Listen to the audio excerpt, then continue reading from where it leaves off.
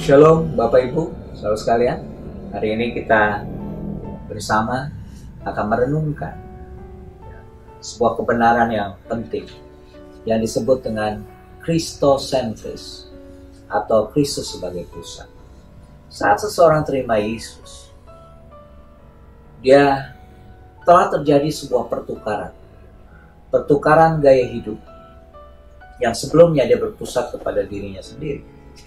Tapi sekarang, orang yang menerima Yesus harus mulai belajar menjalankan setiap hari dalam hidupnya berpusat kepada Kristus atau Christocentris.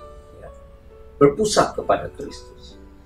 Nah, mari kita lihat dalam Roma pasal 11 ayat 36. Ya, Paulus menulis seperti ini. Sebab segala sesuatu. Jadi kalau saya mendengar sebuah kata segala sesuatu, berarti semua hal. Semuanya. Dikatakan sebab segala sesuatu adalah dari Dia. Yang pertama, segala sesuatu adalah dari Dia, dari Kristus, dari Tuhan. Yang pertama dari Dia. Dan dikatakan dan oleh Dia. Ya, bukan hanya dari Dia, tapi yang melakukan adalah Kristus sendiri. Ya, saat kita terima Yesus, Yesus ada di hati, Dia bekerja, Dia mengalir di hati kita. Dan oleh Dia. Dan kepada Dia, ya, semuanya itu dilakukan kepada Dia atau untuk Dia, untuk Tuhan, untuk Kristus. Bagi Dialah kemuliaan sampai selama-lamanya. Saudara sekalian, Paulus sedang mengajarkan kepada kita bahwa semua yang kita lakukan, segala sesuatu, mulai dari sumbernya adalah dari Tuhan. Bahkan yang mengerjakan pun itu dari Tuhan, oleh Tuhan. Dan bahkan semuanya akan dikembalikan untuk hormat dan kemuliaan Tuhan sendiri. Jadi saudara sekalian, betapa Tuhan ingin setiap kita mengerti prinsip ini. Hidup kita berpusat hanya kepada Kristus. Mengapa? Karena semuanya dari Kristus. Karena semuanya Dia mengerjakan lewat kehadirannya, lewat Roh Kudus bekerja di dalam kita. Bahkan semua hasil dari pekerjaan kita, hasil dari karya kita, hasil dari Roh Kudus yang bekerja lewat hidup kita, tujuannya adalah untuk Kristus sendiri, untuk hormat, kemuliaan Dia. Bagi Dialah katanya kemuliaan sampai selama-lamanya. Nah, saudara sekalian, mari kita mulai belajar. Di bagian yang lain, Paulus berkata, kita hidup untuk Kristus. Bahkan kita mati untuk Kristus. Semua yang kita lakukan, semuanya adalah untuk Kristus. Nah, hari ini kita mau merenungkan beberapa hal ini. Dan menurut saya ini sebuah kebenaran yang luar biasa. Ya. Karena kita mengenal prinsip bahwa semuanya adalah dari Tuhan. Tahukah saudara bahwa Alkitab mengajarkan bahwa Tuhan yang memilih kita? Ini soal pemilihan. Tuhan memilih kita. Satu kali Yesus mengajarkan murid-muridnya dalam Yohanes 15 ayat 16, bukan kamu yang memilih aku, bukan kamu yang memilih aku, kata Tuhan, tapi akulah yang memilih kamu. Jadi Yesus berkata bahwa bukan kamu yang memilih aku, tapi sesungguhnya Tuhanlah yang memilih kamu. Artinya Tuhanlah yang memilih kita. Tapi yang menarik saudara, dalam sepanjang sejarah manusia, dimulai dari Adam dan berikutnya, Tuhan memberikan kepada kita yang namanya kebebasan untuk memilih. Padahal kita mengerti prinsipnya bahwa Tuhan yang memilih. Kalau kita belajar tentang Christocentris, Tuhanlah yang memilih. Tapi seolah-olah Tuhan mengizinkan kita mencicipi bahwa seolah-olah bahwa seperti kita yang memilih Tuhan, atau kita memilih sesuatu. Memilih untuk taat, memilih untuk hidup benar. Saudara, seolah Tuhan izinkan kita mencicipi. Seolah-olah kita lah yang memilih.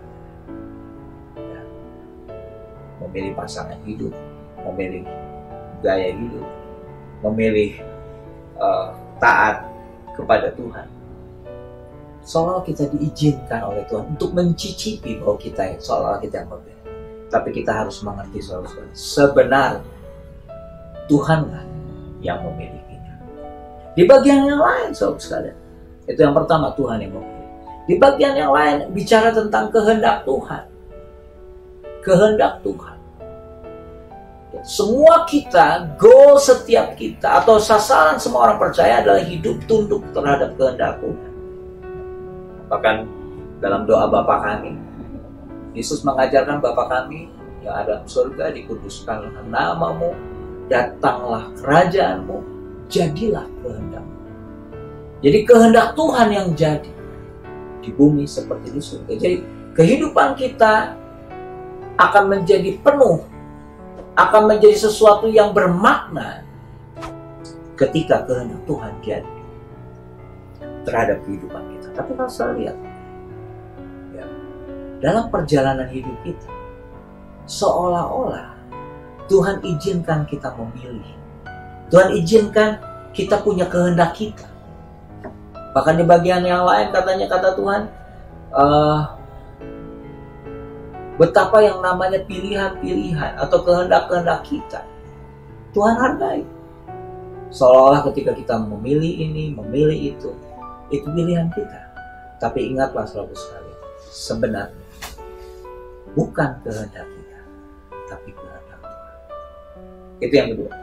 Terus yang ketiga, kita mengerti bahwa kita hidup karena kasih karunia. Kita tidak bisa melakukan sesuatu dengan kemampuan kita, kita butuh kasih karunia. Kita diselamatkan karena kasih karunia. Ya, kita hidup menjalani kehidupan yang benar juga karena kasih karunia. Semua adalah pekerjaan kasih karunia. Tapi saudara sekalian, Tuhan izinkan di bagian yang lain supaya kita hidup oleh iman. Bagian Tuhan adalah kasih karunia. Tuhan izinkan kita berjalan dengan iman. Orang benar hidup karena iman. Orang benar hidup karena percaya. Nah, seolah-olah iman kita yang membuat itu terjadi ketika kita sakit disembuhkan. Karena Tuhan ingin supaya kita berjalan dengan iman. Karena imanlah yang membuat kita berkenan kepada Tuhan. Saudara sekalian, seolah itu adalah iman kita. Tapi saudara sekalian, kita perlu ngerti, kalau kita bisa beriman, kalau kita bisa percaya kepada Tuhan, itu adalah kasih karunia. Tahukah saudara, kasih karunia Tuhan selalu mendahului sebelum iman itu ada di setiap hati kita. Nah, hari ini kita mau merenungkan hal yang simpel, sederhana, tapi inilah kebenaran. Tuhan yang memilih, tapi kita diizinkan untuk mencicipi seolah-olah itu pilihan kita. Kita diberikan kehendak bebas untuk memilih.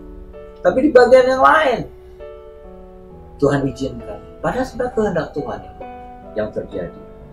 Tuhan izinkan kita untuk menikmati seolah-olah itu pilihan dan kehendak kita. Tuhan memberikan anugerahnya. Tapi Tuhan ajak kita beriman. Sakit, dalam persoalan hidup, minta kepada Tuhan dengan iman. Jangan goyah. Tapi saudara ingat, ketika iman kita berhasil, kita mengalami janji-janji Tuhan dalam kehidupan kita, ingatlah, sebenarnya itu juga adalah kasih karunia. Dan iman kita pun berasal dari Tuhan. Saya berharap saudara bisa terhibur dengan kebenaran ini. Mari kita hidup berpusatkan Kristus dalam kehidupan kita. Puji Tuhan. Mari kita berdoa. Bapa, tolong kami, biar kami boleh belajar untuk berpusat kepada Kristus, untuk bertukar, terjadi pertukaran dalam kehidupan kami, dari pusat kepada diri sendiri kepada Kristus. Dan kami belajar mengerti bahwa semuanya dari Tuhan dan dikerjakan oleh Tuhan, dan semuanya dikembalikan untuk hormat kemuliaan Tuhan. Kami belajar bahwa Tuhan, bahwa kalau kami bisa mencicipi bahwa seolah-olah pilihan kami, atau kami boleh mengizinkan yang namanya kami sebagai manusia atau insan yang punya kehendak. Tapi ingatkan kami bahwa kehendak kami bisa terjadi karena kehendak Tuhan yang terjadi.